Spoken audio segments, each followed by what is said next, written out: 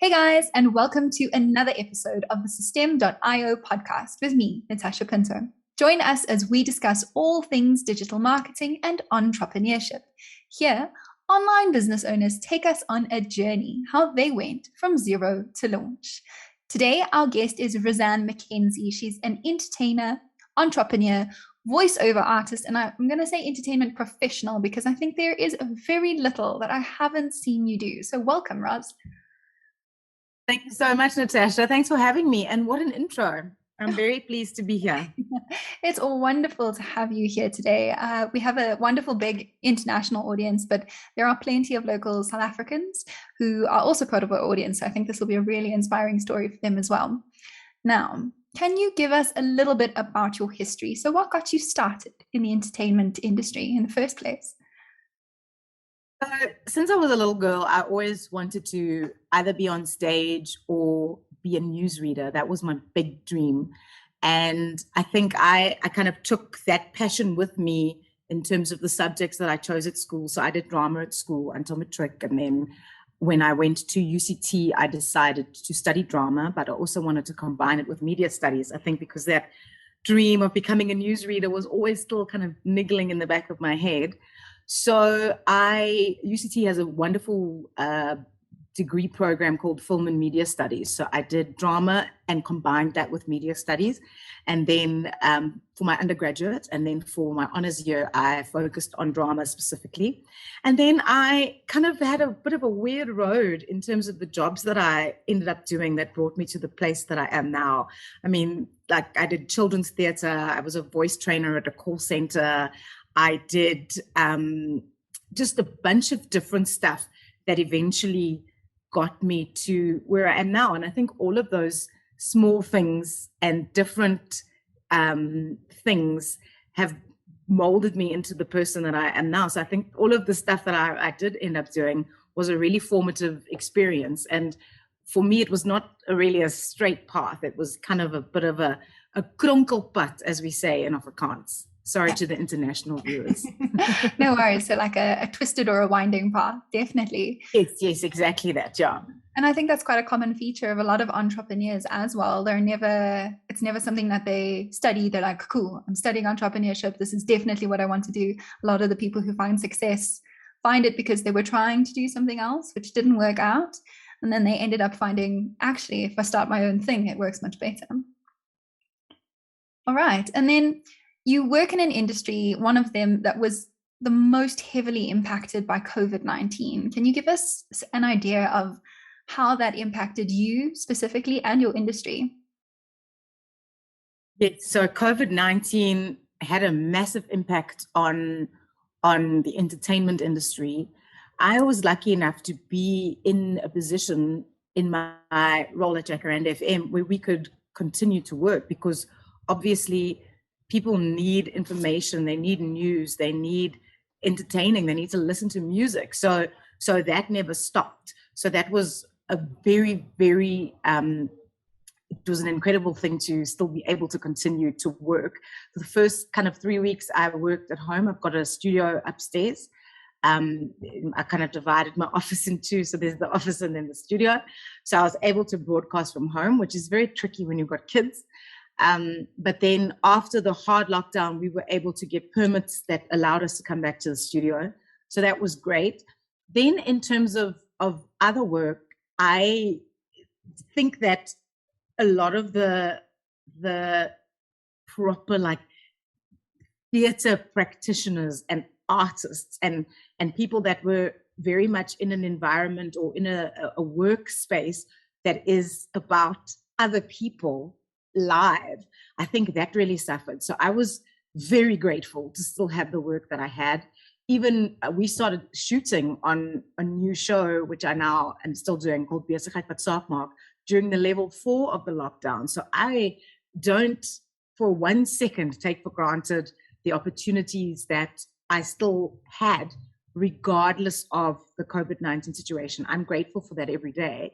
And then, funnily enough, COVID made a huge impact on the first TV series that my company produced. We produced a TV show called Omgee Engele in conjunction with Jacaranda FM and Roman's Pizza. for VIA on DSTV. And we had all these stories lined up where we were going to go to schools, we were going to go to community centers, we were going to go to kind of outreach programs that dealt with large groups of people who were in need. And we had to scrap all of that and go back to stories that were about kind of singular people and how their lives changed and how they could pay it forward to other people. So even though we had to regroup completely, we had to basically change 90% of the content of the show. We still managed to make the show, and we still managed to change people's lives and make an impact. And it was such a big impact because of the COVID situation. So that I was very, very happy to still be able to do. So I kind of, in spite of COVID, things went well for me and the projects that I was involved in. And I, like I said, I cannot be more grateful for the opportunities. One of the other elements that my business does is media skills coaching and training. So I coach people how to present themselves, not only on camera or behind a mic, but public speaking, because it's a skill a lot of people don't have. And it is something that needs practice, and it is something that needs coaching.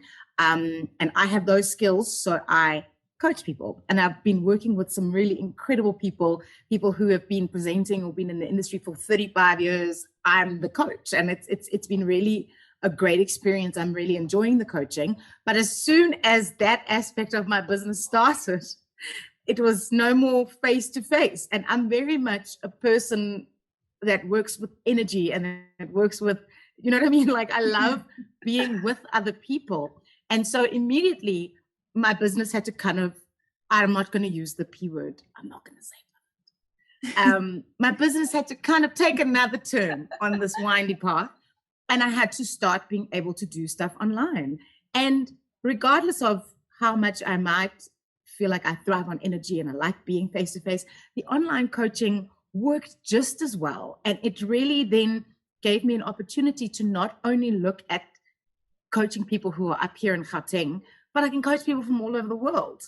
So that was something that could have thrown a spanner in the works, but I looked at it in a different way, and I kind of saw how I could find a solution for this new kind of spanner problem. I don't want to say problem, but like a new way of working. So that was a big learning curve, is to be able to do my coaching online, and I've enjoyed it so much. Oh, it's brilliant. So then can you give us that comparison of like how you were doing to how you are doing now? Because I think oftentimes people get stuck in the, I've just started and I'm broke and I'm doing worse than I was before. How am I supposed to keep pushing when it feels like there's no point? You know what? That is going to happen, where you're going to be in a position. Do you know what? That is going to happen, where you're going to get to a position where you go, is it actually worth doing this when I feel like I'm actually not achieving the things that I want to achieve? And financial reward, for me personally, it might not be everybody else's priority or something on the boxes that they want to tick, but you want your company financially to be doing well.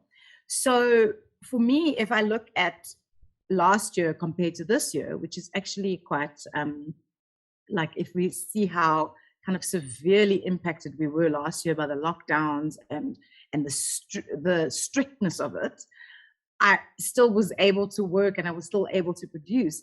Now this year, I haven't produced a show this year. I've been mostly focusing on the coaching, and because that kind of big work hasn't come in, I do look at my financials and go, okay, but last year I did so much better. And now this year, it's like a little bit of crickets here. So it is difficult, and it is ups and downs and ups and downs. And also with quite a few of the shows that I've been pitching, channels are interested, but they don't necessarily have the money to commission things. So now you've got to approach sponsors to pay for a whole series, which in a way is advertising and marketing for them. But they don't necessarily have that money because of how they were impacted last year. So it's kind of like it's all connected, and it is hard to stay positive, and it is hard to kind of go, okay, I'm getting a lot of no's, and I really want to make the show, what can I do? Can I maybe approach 2 different sponsors instead of just one? Can I maybe get barter deals for things like accommodation or transportation or whatever the fact? So you kind of have to think of putting little pieces together just to make the puzzle complete. And I mean, it's hard. I still haven't completed a puzzle this year of producing a show. But I've been busy with other stuff. And I think also what I do need to say here is that even though I have a company that I started in 2018, last year was the first year that I actually started working with the company because I still have a career. And I'm lucky enough to be an entrepreneur who has other stable stuff. Because if I was just focusing on my company, I wouldn't have, it's weird that my freelance stuff is my stability at the moment. And my company, I don't call it a side hustle because it takes up so much of my time. But the freelance stuff is my security blanket, personally. So even if the company is a little bit quiet and it's not doing well, I'm still doing okay. So that when it's there will be times when the company's doing exceptionally well. And I know that will come. And as an entrepreneur, it's hard to still believe that and to hold on to that hope when things are looking like last year was this and now you're sitting here. So I guess it's just about holding on until you can't hold on anymore. Okay, and then being able to make that tough decision. So yeah, you've spoken about being a freelancer. Now, could you give us the definition of what a freelancer is in 2021 to 2022? And is it still a lucrative career? Because while it works in some industries, I think there are other industries that have suffered quite a bit, depending on what kind of freelancer you are. So do you think you need to upskill yourself in order to make it as a freelancer these days? Very good question. I work in the media industry. So I always say I can't afford to get a full-time job because all of my little freelance things together are what keep me going. So I'm lucky enough, and I say this to a lot of people that want to get into the entertainment industry or the media industry. You cannot only do one thing. It is about constantly upskilling yourself. That's why I wanted to start producing. That's why I wanted to work on my coaching and include that as something that my company offers, because you cannot only do one thing. So for me, diversification is so important. That doesn't mean you must do a whole bunch of things not very well. It means you must be able to upskill yourself to do 3 or 4 things so that if one thing falls away, that you can kind of still support yourself and still sustain yourself in this economy that is extremely tough at the moment. So for me, diversification is very, very important. I do my job at Jacaranda. I do the traffic every day, 9 to 12. No, sorry. I do my job at Jacaranda. I do the traffic every day from 12 to 4 with Alex J on his show, The Work Zone. I also am a TV presenter on Besigheid Wat Saak Maak, so I shoot that once a week. I do a lot of voiceovers, and I do MC work, and then I have my coaching as well, and then the producing stuff. So for me, being able to do a bunch of different things well is very important if you want to sustain your career as a freelancer. Also, as a freelancer, like at any point, you can lose a contract. And I say this in almost every interview. I have been through the ringer with shows getting cancelled, contracts not being renewed, client deciding to go in a different direction with the voiceover or whatever, or client deciding, no, they're not going to use you to MC this year. So you cannot depend on anything except yourself. So if you know that your skills are at such a level that a client is going to want to hire you, great. But also know that they can also change their mind at any point and you won't have that job. So it's important to have other eggs in the basket as well. Okay, definitely. And to jump on that a little bit more, because you're right. It's true of every industry. You can't just be a content writer. You need to also be able to do social media, copywriting. You can't just be a digital marketer. You've got to be a specialist in e-commerce, building sales funnels, all of these things. I think something more on top of that, especially as a freelancer, you need to know your personal brand. And I think for your industry, especially where you are the product, you are the brand, how do you go about creating that brand identity? I think that when you create a brand identity based on who you are, the number one thing is to be authentic. You cannot be a copy of someone else, because then they might as well just hire that other person for the job. You cannot approach things as kind of with uncertainty. And this is a thing I'm still learning. You have to believe that you are bringing the best deal to the table in terms of your skills and in terms of what you can offer a client or a production or whatever the case may be, a channel. You have to believe your own hype. You've got to. And also, I learned this from a very good friend of mine who said, when you are working with a brand as a person, it's not just you as a person and the brand. It's two brands come together. So they have to speak to each other. They've got to be speaking the same language. Like, you can't be, you know what I mean? Like, I'm thinking sometimes I'll see, like, no, I'm not going to be shady. I'm not going to be shady. Sometimes I'll see, like, let's use an example where a brand that's a fitness brand will collaborate with a content creator or an influencer that, you know, has never spent one day in the gym. They don't train. They might look good in their clothes, but it's not a lifestyle that they subscribe to, but they're still getting the check and they're still getting that campaign. And no shame in the game. They obviously believe their own hype and they believe that they can sell the campaign. But for me, I'm never going to partner with something that I don't believe in, because how are you going to be authentic?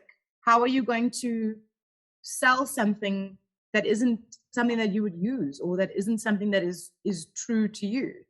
100%. I think as a freelancer, sometimes it's easy to kind of lose sight of yourself when you're after that check, and there's no shame in it. You have to believe in your game, believe in your hustle, get what you deserve at the end of it. But you're right. I think there have been quite a few interesting matches where people have partnered with something that's not necessarily on brand for them, and then their marketing suffers for it. You're right.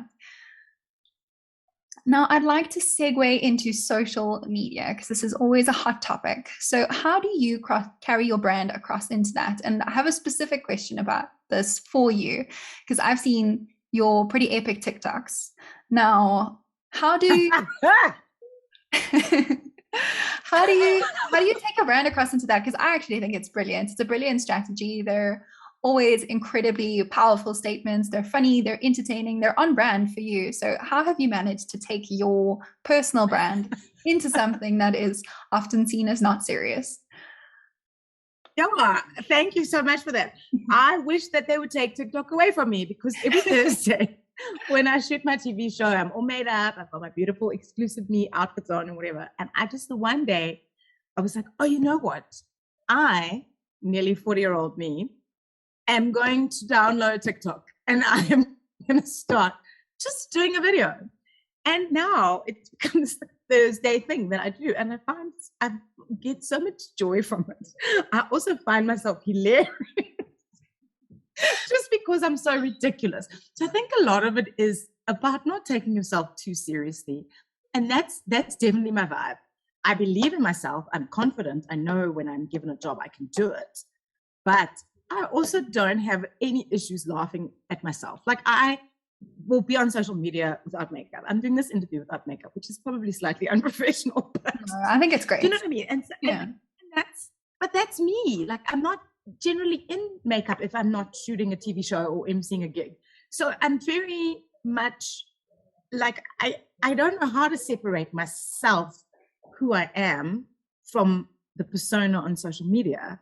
I'm very open and I'm very direct. And I think there is so much on social media that we kind of feel compelled to copy and to be just like that person, or to, oh, that person is like so skinny, and that's why they can post bikini photos. You can post bikini photos, doesn't matter if you're skinny or not. If you want to post a bikini photo, post the bikini photo. If you don't, that's also fine. So that's a strong trait of mine, is that I don't want my social media to be different to who I am. That being said, I do have a social media manager for my business account, because that's different. Yeah. Rozanne McKenzie Media is not me. So I can't be posting like pole photos and photos of me in the bikini, or posting my shady TikToks on my business account. So I have someone who manages that for me, because there is a plan, there is a strategy. Even though my business account has got way less followers than my personal account, it's being managed in such a way that there is growth and there is potential, and people know what to expect. So on a Monday, we post this. On a Wednesday, we post that. On a Friday, we post that. Then if there's anything other than that, we'll maybe post stories or whatever. But a professional business account, I feel, needs to be run by someone who is a social media manager. Okay, agreed. So, yeah. I think it's a good strategy as well to kind of separate your personal brand from what is your business brand. It gives 100%. it gives you better focus. You can track the growth on both. And because you're a freelancer, you still want your integrity or personality on your personal account. That's still part of your brand. But your business brand, which is related, doesn't necessarily need to have the same kind of content. That's a great idea. Then do you think, as a recommendation, would you recommend all entertainers hopping onto TikTok? Do you think it's an avenue worth pursuing to find their audience? TikTok is huge. And TikTok also has so much that you can do. Like, I mean, I've barely scratched the surface of what TikTok can do. And I don't think my brain can comprehend all the different stuff and the possibilities that are out there. I mean, I would say yes, because I think it's kind of moving towards there. Like, even as much as before the pandemic, this is TikTok. I'm not going to get a TikTok. Just like, what is this? And then COVID hit, and people had different opinions of TikTok. Growth is abnormal. So I would say that within the entertainment industry and the media industry, you need to hop onto these new platforms, find your niche, and kind of work at it and see what works for you. I mean, I know of an investment company that's got a TikTok account, and they use quirky versions of investment tips, which are relatable then to a TikTok audience. They have an Instagram, they have a Facebook page, they have a Twitter, and there are different avenues and different types of content on each of those platforms, but they have a presence. So I think it is very important to have a presence on every platform. Okay, definitely, especially if those platforms are relevant to your audience. I think maybe if you're targeting grannies and grandpas, TikTok might not be the place for you, but certainly if your audience is a contemporary group, then it's definitely the place to look for. And then maybe if you've got a product that maybe is targeted at grannies and grandpas, and you mostly use Facebook, and if you maybe have a product that possibly is targeted at grannies and grandpas, and you mostly use Facebook for your advertising, and you want to then approach a younger audience, a TikTok is then the way to go. Like, you would obviously tailor your content to reach that audience, but use the platform to your advantage. Okay, definitely. And then let's talk about your professional business account. So Rozanne McKenzie Media was born in 2018, but I think 2020 is when you said that you really started to focus on it. And now what you've started offering with it as well is this one-on-one coaching, right? But you've also got a workshop coming up. So can you tell us a little bit more about that? Yes. So the one-on-one coaching isn't for everyone. It's not always available. It's not always affordable. It's not always, the timing might not be right or whatever. So a lot of people approach me about doing group workshops. So this workshop that we're having on the 4th of December at Crane Trust Studios is for anyone from 16 to 30. And it's not people that are experienced in the entertainment industry as presenters, because we're going to be starting from the basics. So it's a 6-hour workshop on the Saturday, and we cover everything from how to find your style as a presenter, because everyone's unique. You can't be the next so-and-so because there is already a so-and-so. So you need to be yourself. And I think people really struggle with that, where they think they need to emulate someone else in order to be successful. Then we're going to look at like link delivery, on-camera delivery, how to work with more than one camera at a time. But there's a whole lot that I'm covering. And it's stuff that you can't really learn anywhere else, because I've learned on the job. Like in my 13 years of experience, I have a lot that I've learned that I can teach other people. So, and I think it's also what I'm going to be focusing on a lot also is confidence building. Now, so many people have to speak and present in meetings now online because if that's the new normal. And they really do struggle to get their personalities across because they're so nervous and they're so almost bound by the information and bound by how am I going to come across? What are people going to think of me? And just to get through that is a skill which can be practiced and it can be perfected. So that's what this workshop is all about. And I'm hoping that lots of people are going to join. Obviously, it's a smaller group, 15 people, so that I can give people notes and give people individual attention in terms of how to improve and things to work on. So I'm super excited about it. Awesome. And then would you ever consider then perhaps taking it through an online avenue as well and creating an online course with something similar to market this internationally? You know what? I have had on Instagram about 5 or 6 DMs going, I'm in Cape Town, I'm in PE, women in Switzerland. Messaged me this morning to say, listen, are you thinking about doing this online as well? So I think it is actually a very good idea. It is not something that I thought before, because my online, I normally just thought about online in terms of the one-on-ones where it's like a Zoom, like what we're doing now, and then they practice, they do something, I give them notes, they improve, whatever. Yeah.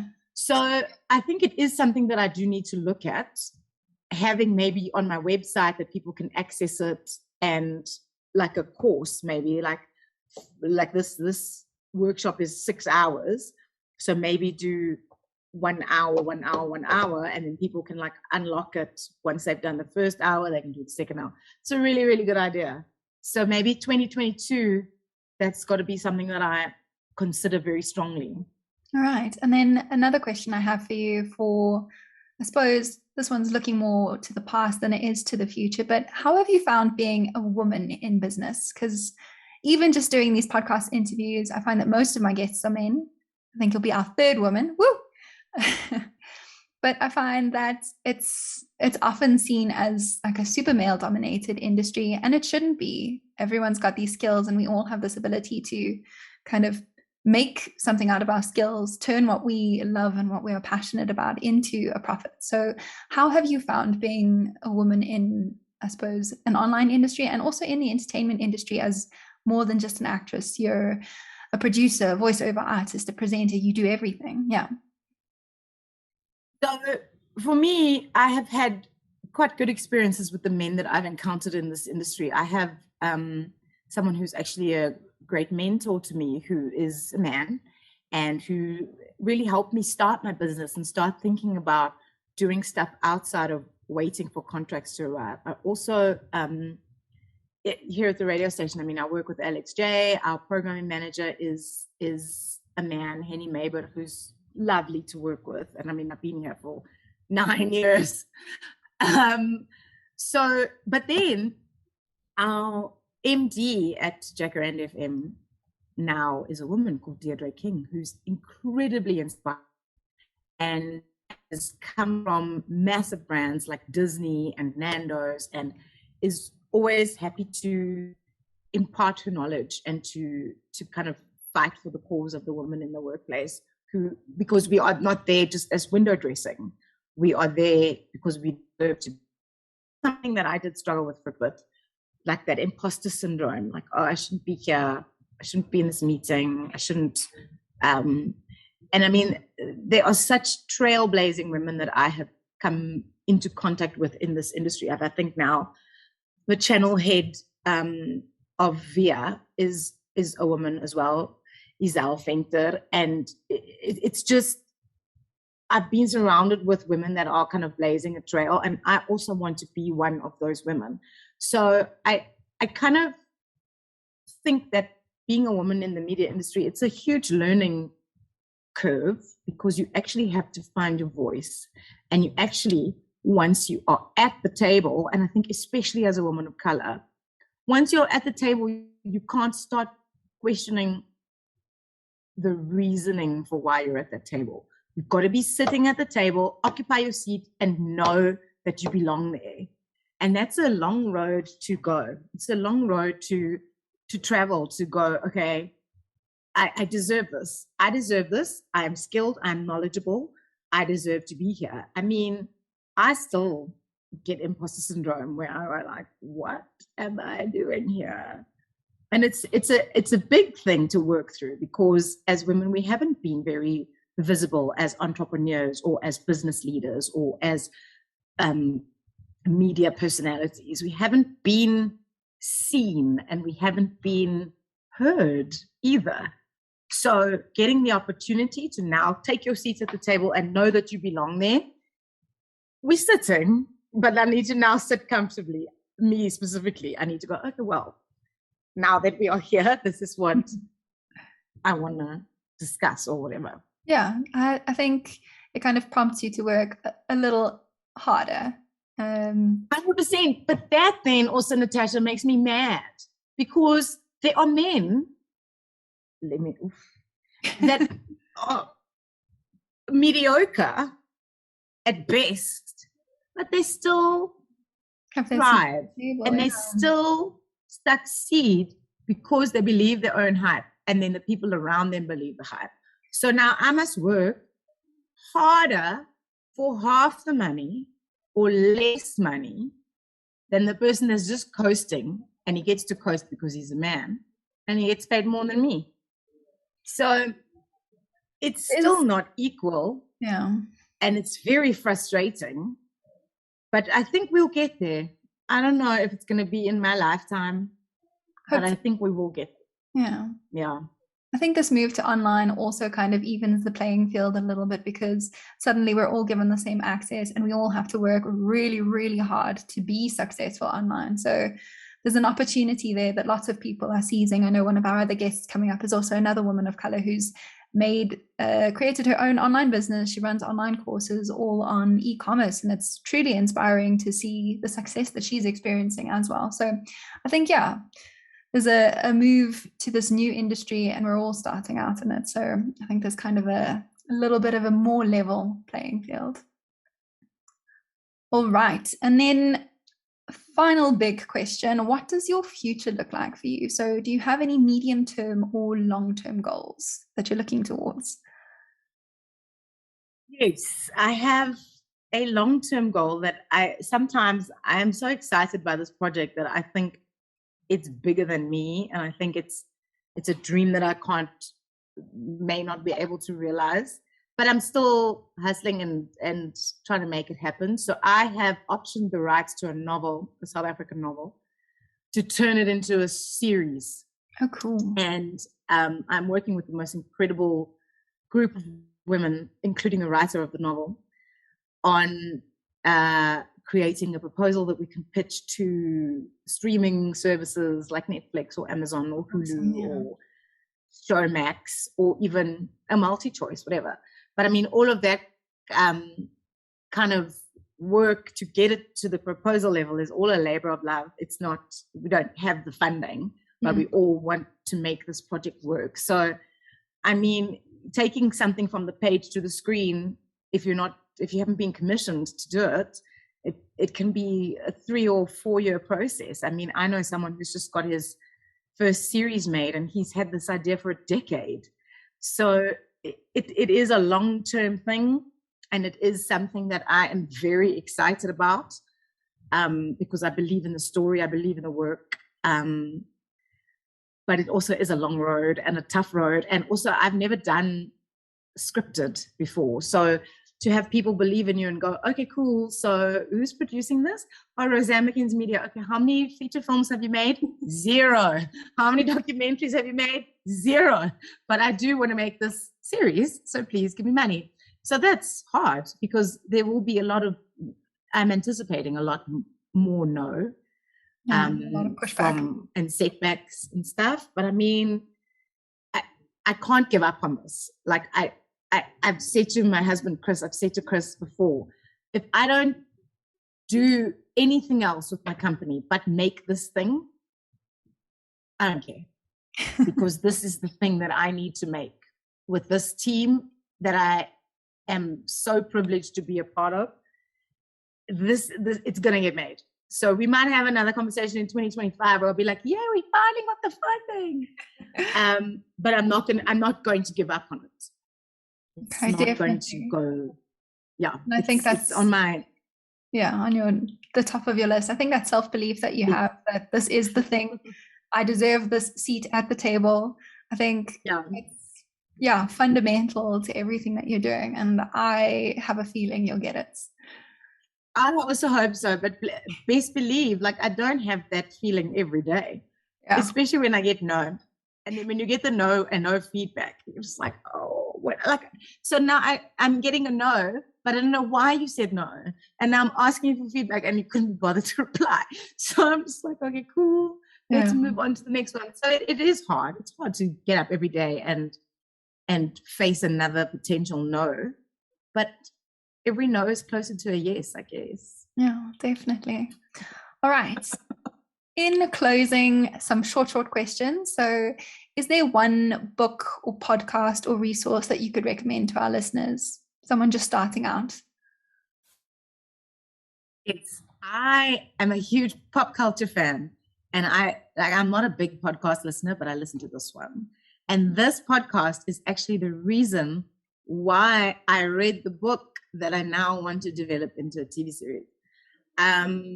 It's called What's IGN Crushing On? And it's created by a woman called Karen Welby Solomon. And she looks at things she's a writer, so she does film reviews and series reviews and all of that kind of thing. And she just has such a fresh take on films and series and pop culture. And she's funny and witty. And it's just, she gets the best guests on. It's just like a vibe. I enjoy it very much. It's something to take your mind off everything else, you know. Okay, definitely. And then looking back, is there one piece of advice that you would give to your 18-year-old self? Learn Excel, man. Look, I had no idea that I was going to spend a large part of my life fighting with rows and columns and formulas and just going, why is this my life? So yeah, learn Excel from age 10. Okay, definitely. I think that Microsoft Office Suite can sometimes present a serious challenge. 100%. And then you've interviewed a lot of really incredible people. Who was your favorite? Favorite person to interview? I guess, I say this a lot, Archbishop Desmond Tutu. He was so friendly and so humble and so kind to me.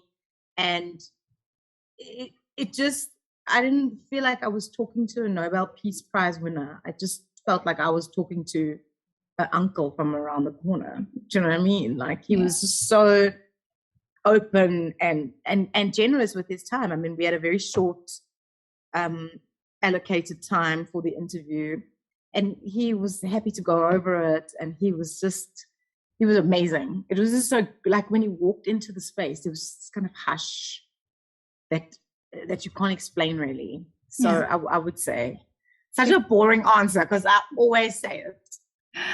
Oh no, it's a good one. It's one hell of a person to interview. I don't think many people say they've Nobel Peace Prize winner. All right. And then finally, where can our listeners find you? I will pop your tags in the comments if you let me know. Everywhere. So I am on Facebook, Rozanne McKenzie, and I am also on Twitter at RozMCK. That is also my TikTok handle at RozMCK. And then my Instagram, I have two because I have a professional one and a personal one. So my professional, my kind of business Instagram is Rozanne McKenzie Media. Yeah. Just like that. And then my personal Instagram is at Roz McInsta. So RozMCK Insta. Okay. And that's where I am. Perfect. I will pop those into our comments. Rozanne, thank you so much for joining me and for giving me your time. And thank you to our listeners today. If you are watching us on YouTube, hit that like button and subscribe to the channel. If you're listening to this on a podcasting app, subscribe to the Systeme podcast so that you never miss an episode. Systeme is a digital marketing software platform packed with all the tools you need to grow your online business. Thank you.